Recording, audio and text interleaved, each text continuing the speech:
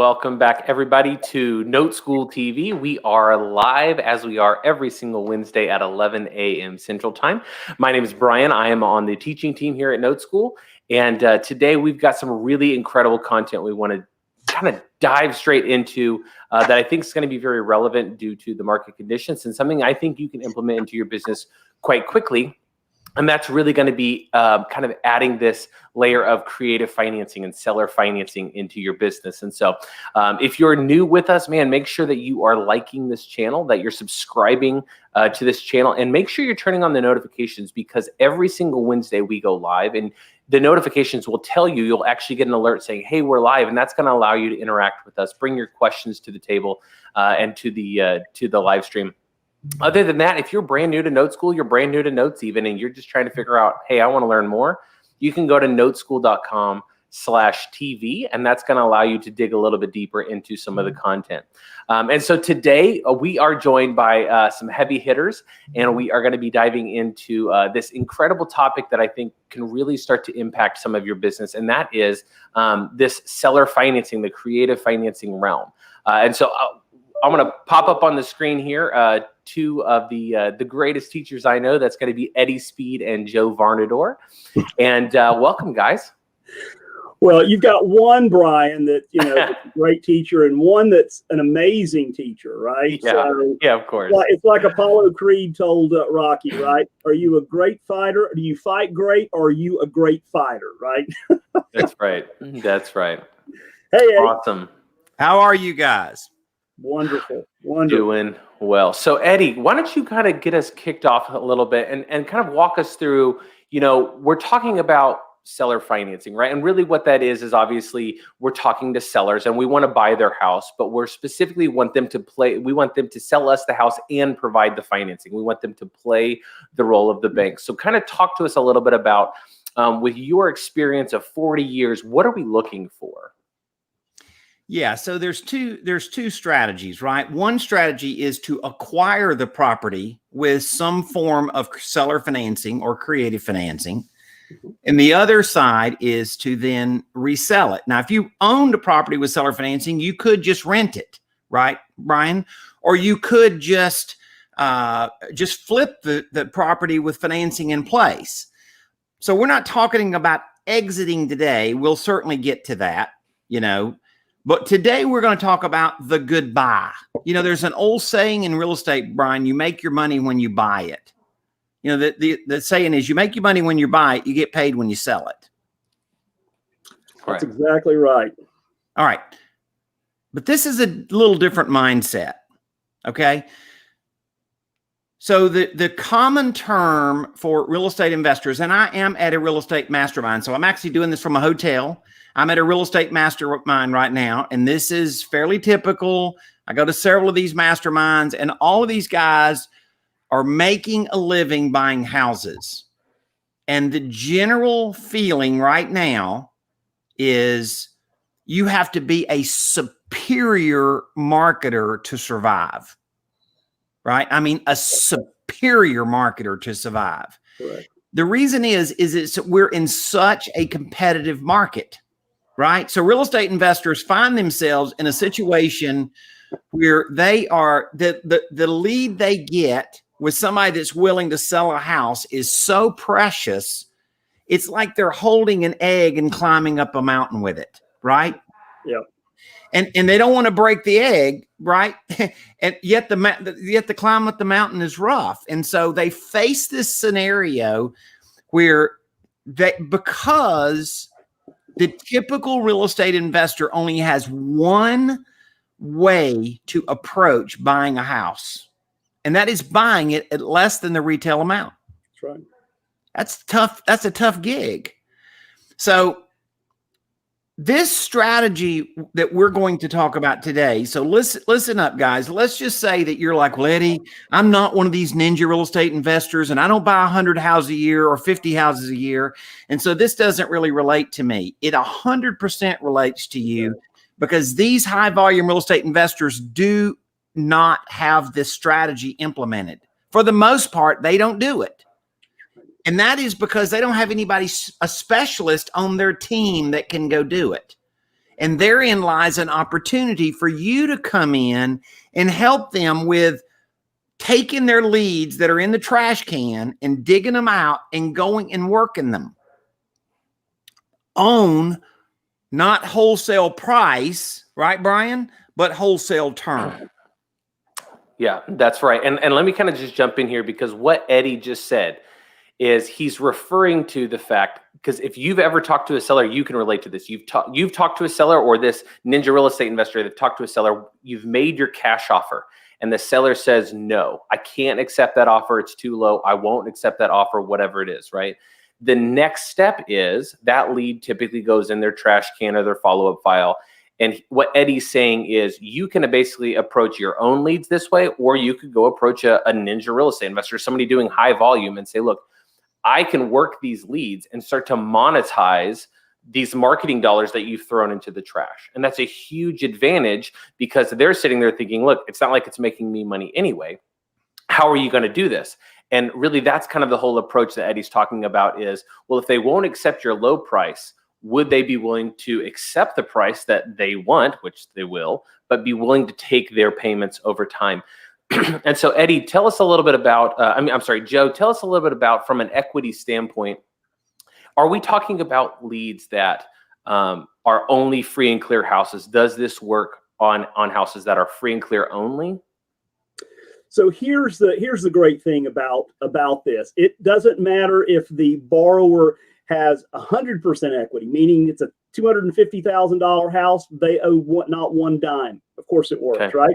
They could owe $200,000 on the $250,000 house, or they could owe $238,000 on the $250,000 house. So it doesn't really matter what kind of, we'd like for them to have a little bit of equity, right? Probably 10% in equity.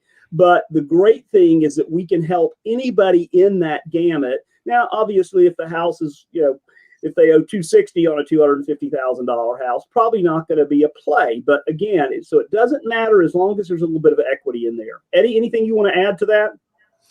Yeah, so it's a wide range of targets that would fit inside your filter. So think in terms of the typical house buyer is making 20 offers, and 1 out of 20 times they will take his discounted cash offer, right? So he closes one, right? That's his closing ratio, 1 out of 20, right? Here's the problem. He's got 19 deals in the trash can. And when we're saying they make a cash offer, they make a cash offer and they work that offer. We're not saying that they just run out of the living room. Oh my God, the guy said he wouldn't sell. No, they work that lead. Right. And with all the work into the lead, it still doesn't matter. At the end of the day, it doesn't convert. I mean, these are the best closers at the closing table.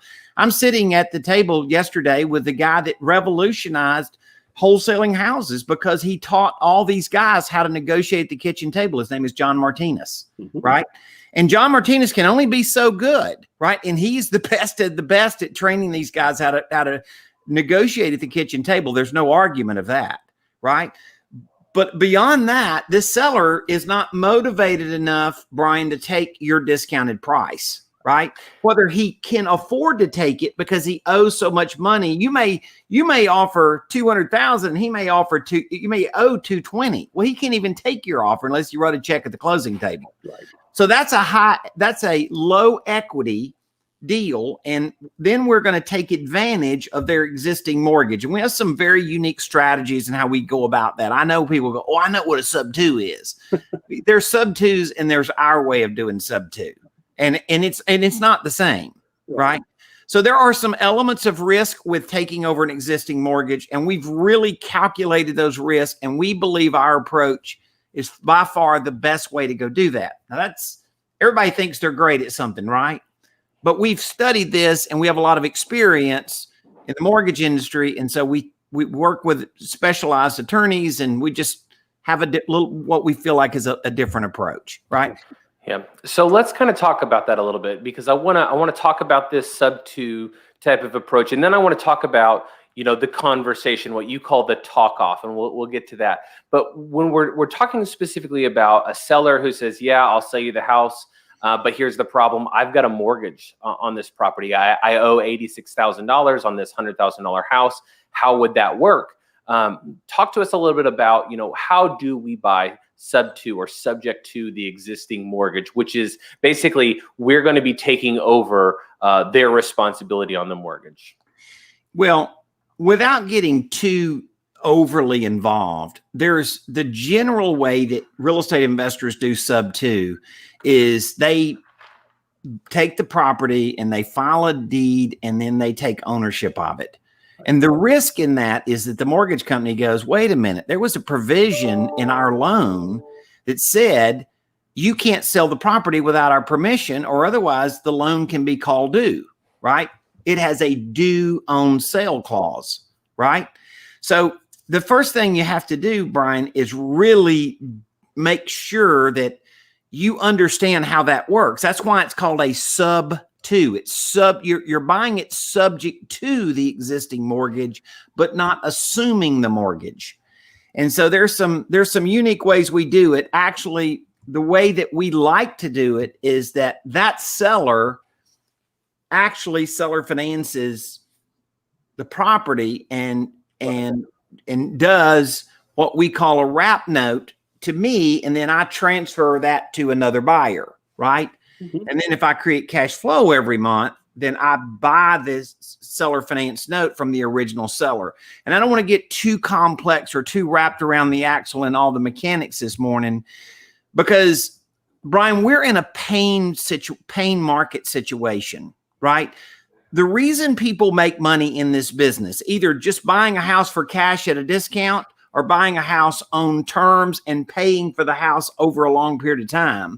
The reason any of that happens is that the customer at the end of the day has to check one giant check in the blank. And that is, they solve my problem, right? And so this one way it can be, they have an existing mortgage and it just doesn't make sense to pay it off. Now, once again, there's levels of conversation of how you take over an existing property with an existing mortgage, a sub-2 transaction. Then the second way is maybe they don't owe a huge amount of money. Maybe they owe 40% of what the house is worth, Brian. And does it really make sense to do a sub-2, or maybe you just go find a burnout landlord to loan you the money and pay off the mortgage? Right. So that's another way to structure it. So depending on, we always say how you structure the creative financing is in direct correlation to the needs of the seller and the situation of the transaction itself, meaning how much do they owe, or what's the property, or does it need repairs and stuff like that. You can't generically make one creative finance offer that will fit every kind of property. It wouldn't make sense.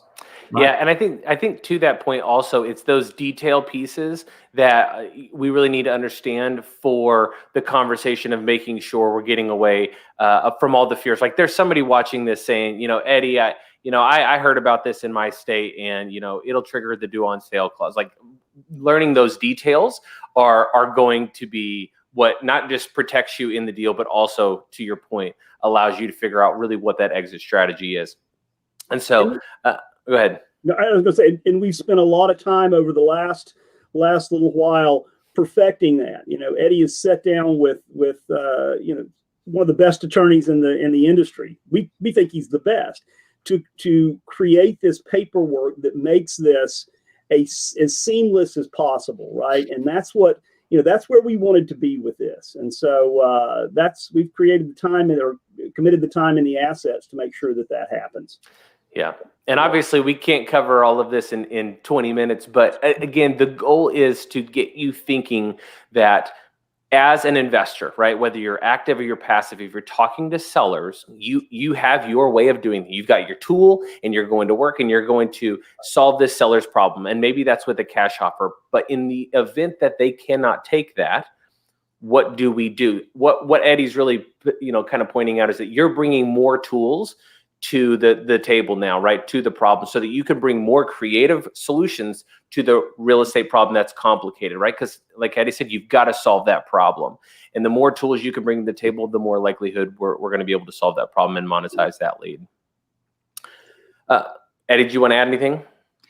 Yeah, I think that think that, you know, anytime we bring up an idea, there are clearly going to be mechanics behind that idea, right? I went to a hotel to go to this thing. It's actually in the Dallas area, so I drove, but I'd never been to the hotel before, right? So I had to follow a process of going on Waze, my little app, and putting all this into Waze, and all of a sudden it told me, and it drove me right to the front door. But what would have happened if I would have just said, well, I don't know how to use Waze? Well, I'd have been driving in a big circle, right? Right? We all live this every day. Eddie, Dallas, you know, right there with the stacked, you know. So you're saying I can't use a Maps.go anymore? Is that not an option? You can. Okay. You know, it's a funny. I heard a guy make a presentation at this event. It was funny. He said, we and the old guys always use maps, and when we got to the parking lot, we always paid attention to every little sign or every little, you know, marker so we could find our way out. And he said, now we're so accustomed to an app that we have to turn our app on to figure out which direction out of the parking lot we drive out. And that's kind of true, isn't it? That's funny.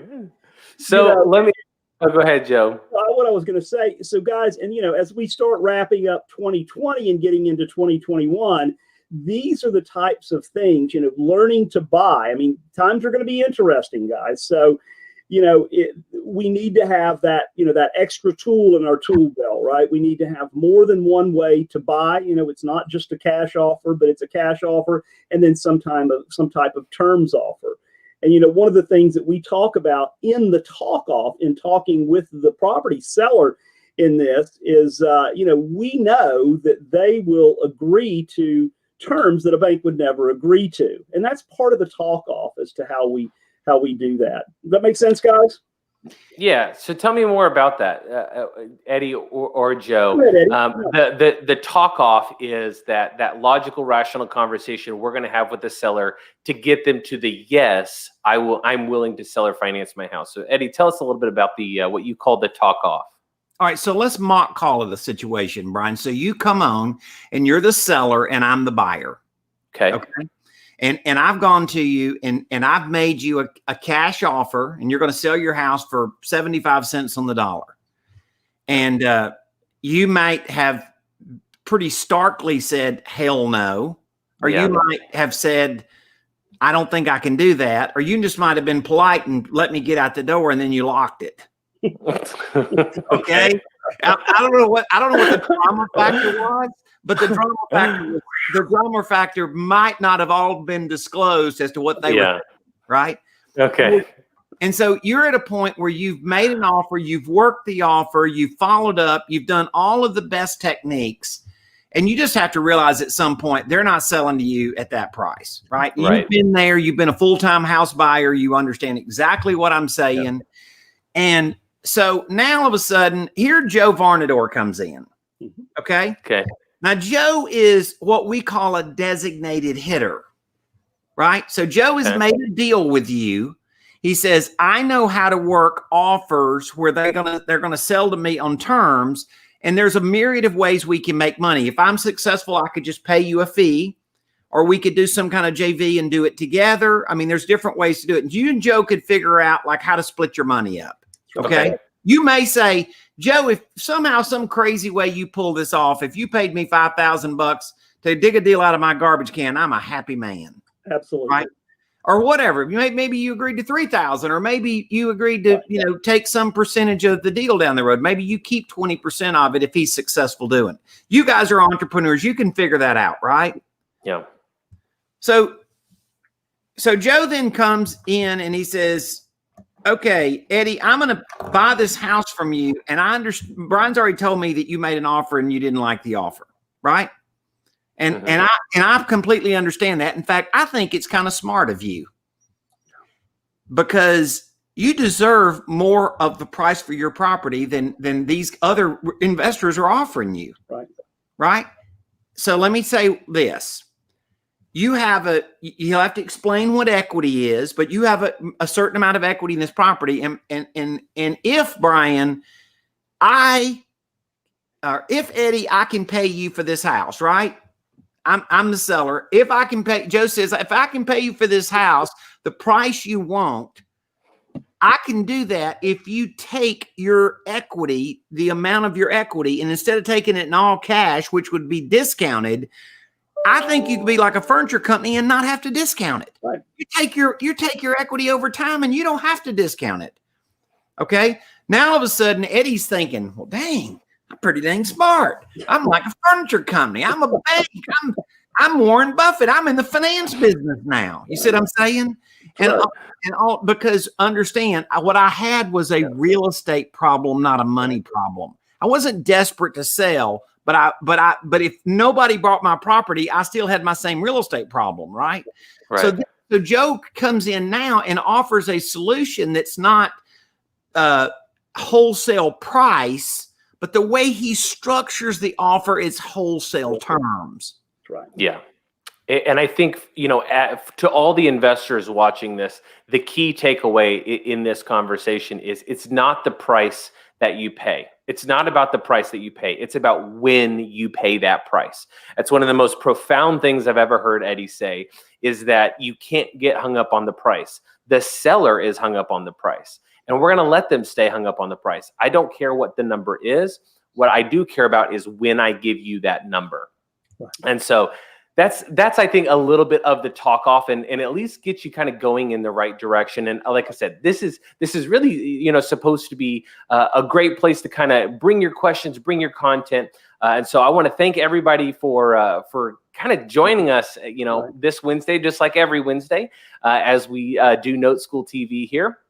If you, again, aren't subscribed already, please subscribe to the channel. It helps us a lot. And plus, then we get to engage with you. We get to interact with you.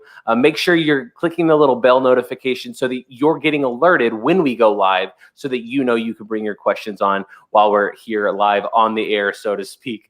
If you're wanting to learn a little bit more about kind of what we're talking about and how do I actually go out and do more of this, or I need more details, man, go to noteschool.com/TV.